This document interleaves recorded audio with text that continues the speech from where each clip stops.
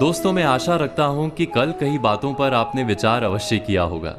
इसी सोच के साथ आज हम बात करेंगे धर्म पर। यहां धर्म का तात्पर्य धार्मिक मान्यताओं से नहीं है, बल्कि हमारे कर्तव्य से है। जैसे ही हम किसी पर कोई प्रश्न करते हैं, सामने वाला तपाक से बोल उठता है, पहले अपना धर्म निभाओ, उसके बाद किसी पर सवाल उठाना। वो कहना चाहता है कि अपना काम ठीक से करो, फिर दूसरों पर कार्य ना करने का आरोप लगाओ। हम अक्सर एक दूसरे पर उसके धर्म पर खरे उतरने की मांग करते रहते हैं, बिना ये सोचे कि धर्म वास्तव में क्या है, उसकी हमारे जीवन में कितनी भूमिका है। एक व्यक्ति का समाज में क्या धर्म होता है, एक पति या पत्नी का एक दूसरे के प्रति क्या धर्म होता है, या धर्म के कितने स्वरूप हो सकते हैं। वैसे तो धर्म के अनेक पहलू हैं, लेकिन सबसे खास बात धर्म की यह है कि वो सबको जिम्मेदार बनाने की बात करता है।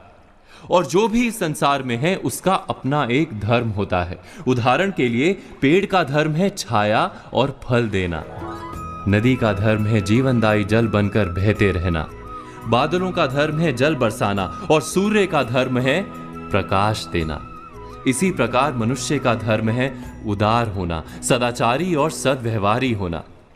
मनुष्य का एकमात्र धर्म है प्राणी मात्र के प्रति उदारता का व्यवहार। इसीलिए भारत में कर्म से अधिक महत्व सदाचार को दिया गया है।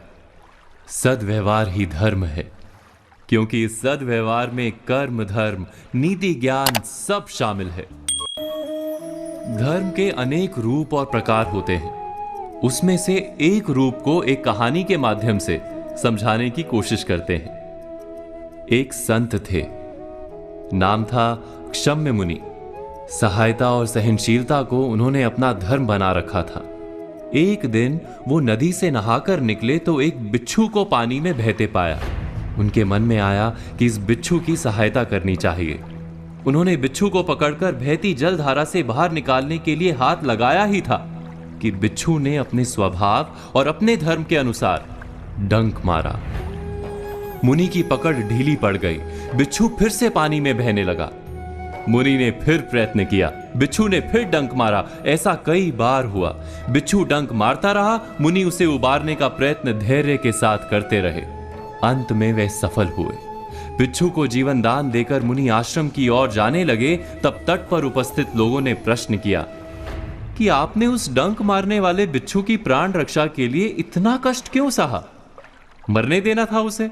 क्षम्य मुनि बोले, यदि बिच्छू अपने डंक मारने के धर्म का त्याग नहीं कर रहा, तो मैं सहायता और सहनशीलता के अपने धर्म को कैसे त्याग दूं?